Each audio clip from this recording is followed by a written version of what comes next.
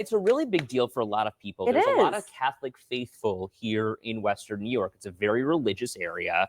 And when it comes to the foundation of people's lives being uprooted and more or less closed, Right. boarded up and shipped elsewhere, I think it rocks a lot of worlds. And I also think that, what we've seen over the past, maybe like 8 years or so, is things have really changed a lot in the diocese. And as we uncovered, and I say we because Channel 7 was the one who did so much of this reporting, as we uncovered the things that were happening there and the things that were being covered up there, that changed a lot of people's perspectives. Well, and then, Lori says that COVID killed church attendance. I think it goes beyond just COVID, because I think a lot of people were watching, especially those live streams, and trying to maintain the faith while they were in isolation. And you're right. When it comes to the sex scandal that the church was wrapped up in and the bankruptcy it now faces as a result, people have simply lost their trust and their faith in the church. And they don't want to put their money into an organization that they feel like does not represent them and is not doing the right thing. So Sherry says many nuns were teachers and not getting paid as private sector teachers, and that became a big expense for the church. Okay, that's one element here. They're also citing a lack of priests, which obviously is a big problem. Mass attendance is down, but they're focusing, the bishop says, too much on surviving instead of being in mission mode. Now, what is mission mode? According to the bishop, he says teaching, welcoming, and really expressing and learning about the faith is the biggest thing. Yeah, it's interesting. So they mentioned that too. And, when we were talking at 5 o'clock today too, a lot of people also mentioned the church not maybe opening up its perspective a little bit when we talk about other things. You mean changing with the times? Changing with the times, right. Yeah. And someone this morning actually mentioned, the reason they were pushed away from the Catholic Church is they got divorced and they felt no longer welcome. So this is interesting, too, what Anita is saying. And we were kind of having this conversation a little bit at 5:15 this morning as well. Anita says, faith is on your heart and soul, not in the building or physical church. I've wondered about that because, even as a Jewish man, for me, my faith is less about the actual practice of going to temple. It's more the traditions that were built with my family when we were younger. And I feel like that's kind of like the foundation of our religion. Elizabeth says, I was born and raised Catholic. Now I won't go back. The church does not reflect my beliefs anymore. James says, this is a shame for so many parishioners, but it's a result of years of covering things up. We're seeing this in numerous churches. And you know what? I feel like so many people feel like this. Right. They're like, yeah, you're seeing problems now because you did not face them in the past. So in other words, you're just brushing and kicking the can down the road. And I do think, remember when former Bishop Malone was here and he lied to Linda. He basically told us he was going to get to the bottom of this. He was going to this. And then Charlie, of course, uncovered that he knew about this all along and that, everything that was coming out of his mouth was maybe not the truth. Well, remember when you saw the bishop and he, put his hand in his heart and said, oh, Katie, I'm devastated about what happened. So when the bishop came to be on AM Buffalo, he came in and it was right after all this happened. And Ed knows that, like, growing up as Catholic school, I was like, oh my God, the bishop's here. I shouldn't have said, oh my God, like, oh my gosh, the bishop's here. Like, I was freaking out. So I was the one who brought him back and we started talking about it. And he was talking about how hurt he was, this and this and this. And, you're kind of taught to trust and believe these leaders as you are growing up in this church and growing. I mean, I went to Catholic school until I graduated high school, and then we got married to the Catholic Church. Like, we went all the time. And and then when Charlie started doing his reporting and all this stuff kept coming out, personally, I was like a little disappointed, let's say. Well, and so that's like that blind trust that you put in a faith leader, right? Because they are a man or a woman of God. Yeah. And so how many of us are doing that nowadays? Lauren says that she's bringing her kids and goes to church. I just want to go back to her comment really quickly. She says, we still try to go weekly to church and bring our kids up in the church. Mary says, I even went to Catholic school, would not go back to Catholic school or a Catholic church. And it's not bad. Like, they're wonderful values, right? Like, maybe you don't agree with every single thing the church does, but there are good values, solid values. And like, I kind of have come to think that like values to me are what's more important than a lot of other things. Well, and that's what I'm kind of, I think, going for when I'm talking about like those specific traditions, those foundational moments, those teachings that you learn at home.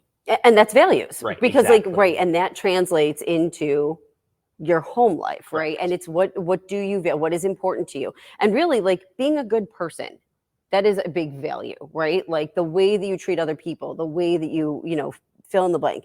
I don't know. So I've come to kind of think that it's a little bit more about that and like raising kids with good values, you know, wherever you find that. Jeanette, good morning. I was really sad at my church 2 weeks ago. I go every week. We're a small Lutheran church, but there was a confirmation that day, and all of a sudden we were really packed, which was great. But lots of talking, rolling of the eyes during service, fanning the face because we don't have AC on yet. Okay. Well, I've never seen more rudeness in church ever. It was like they had never been there before or seen a church in a movie at least. Have respect, at least for those who take that time to be there, I think is what she's trying to say. Jason, I too was born and raised in a Polish Catholic church. However, being a gay man, I don't feel accepted within the church structure. Kelly says something very similar. The Catholic Church needs to update philosophy and change with the times. I went to Catholic high school, but I don't go to church any longer. So I wonder, because there was a Lutheran, would you call him a priest still? I don't really know. Yeah, I don't know. He was a reverend pastor? I don't know. A faith leader, right, exactly. Leader. In the Lutheran church, who was talking about how they opened up the doors for the Buffalo Gay Men's Chorus, along with a number of other musical groups, to perform in a concert, a show that was canceled by the Buffalo Catholic Diocese after learning that the Buffalo Gay Men's Choir was going to be part of this and singing. Like, at what point do you say, you know what, it's 2024 and perhaps this has been around forever, and so many of the people who perhaps were in the church are part of that group? Do you know what I mean? I think it's very difficult to throw stones when the house is made of glass. Yep.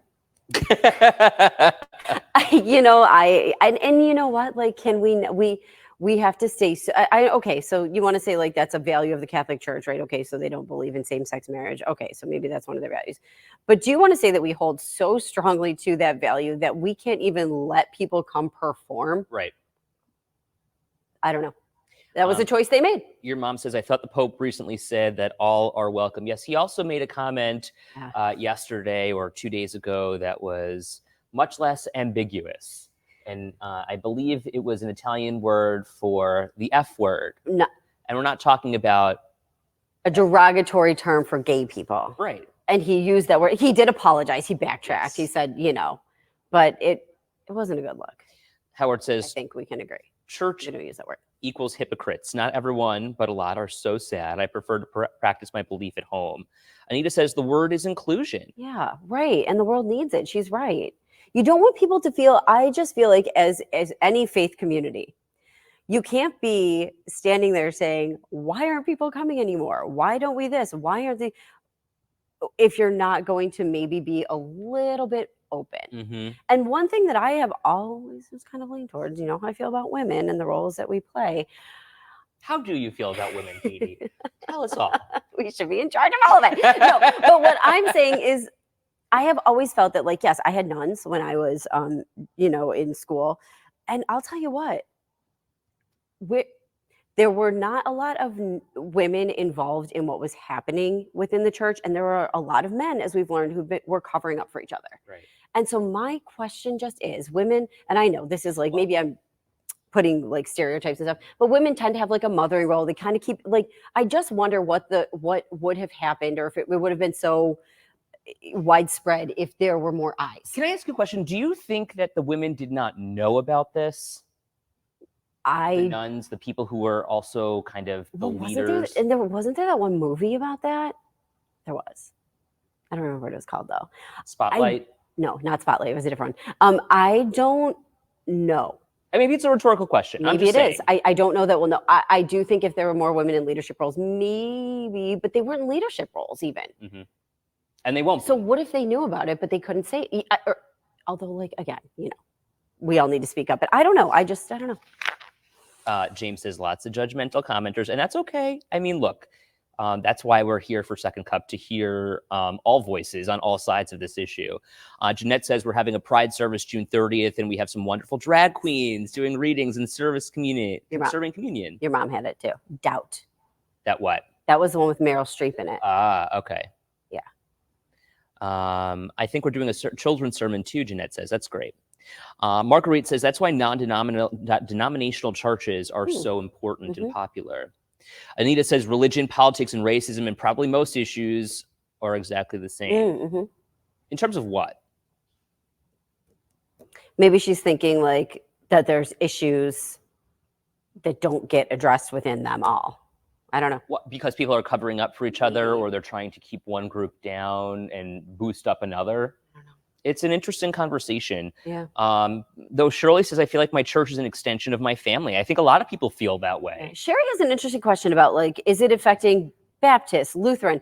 I do think overall, you know, I would be interested to take a look at where people going to services, just in general, not just Catholic, like where does that stand? You know, like, are we seeing a decline all over? I think we are. I feel like from the last reports that we saw, we were, but I haven't, this has been maybe years since I looked. While others are increasing, though, I think it was like, were they? I think Eileen just recently did this story. I think she was talking to Jewish faith leaders. I'll tell you what, it always surprises me that the population of Jewish people is like 2%. I know. And maybe it's because we have such a big Jewish population in Western New York. Or I'm just so exposed to it. I don't know. Okay, so here's Eileen's article from March of this year. The poll says, this new poll had just been released at that point. The poll says just 3 in 10 Americans attend a religious service every week or almost every week. So that's 30%. It also found Protestants rank second when it comes to weekly churchgoers, followed by Muslims and Catholics. Who was number one, did it say? It doesn't. Okay, so, yes, I was right. So at Temple Beth Tzedek in Amherst, the Gallup poll is where this rabbi's from. The Gallup poll actually shows that there's been a 7% increase in the Jewish faith over 20 years. So while one is going down, the other is going up. And we have 30% of people who regularly attend any sort of service of any religion. Right. Okay. I wonder how that compares to years past. Interesting. I think it's, I mean, that's got to be down from years past. I mean, 30% is not a lot. 1 in 3. Carr says, did that pop up? My computer's, oh, good. I just lost the internet. Oh, good. Oh, Carr says, I loved going to Catholic school. It's very sad what's happening. We need a Northtown City and Southtowns Catholic school and separate from the diocese completely. Now, how does that work? So there are schools, I think, that are separate from the diocese. But then they don't get that diocesan money. So they have to fund themselves through, you know, fundraisers and through tuition and stuff. Well, the diocese is bankrupt, right? And in some cases, more than just financially. You know, some would say it's morally bankrupt as well. And it's sad. Like, there are some really good priests and really good people and really good, you know, there are good people out there. Father Ted, who used to work at St. Mary's on the Lake, I think is now at Saints Peter and Paul. Is where so he used to be, we used to see him, and by we, I mean, on the days that I would go to church with Russ and his family, he would be there. But he married Russ's sisters, and Father Ted is the nicest, most genuine guy in the entire world. And I think that when you find people like that, it's so important to hold on to them, because people really, truly, I think, are restored when they meet somebody like that compared to what, you know, the image of the church actually is. Yeah. Oh, dear. Mary says, well, our neighbors had a priest over from the local church for dinner. Once came out to that place, and then it ended up being one of the people who was on the list. And that's a problem. Right. And the list was extensive here in Western New York. And exactly, Lauren, this is exactly what I'm saying. Father Ted is the best. He gave me back hope for the church. Yeah. And the other thing, too, that I do think is interesting, and we've had this conversation before, is that, again, there's good people, like maybe Father Ted, I don't know, but for example, within the church, there's good leaders, right? Or priests. And like maybe they don't buy into every single thing. Like, listen, you got to toe your company line, right? Right. Everybody does that, right? You do what you have to do for your work. You have to keep in mind it is part Some of work us, too, right?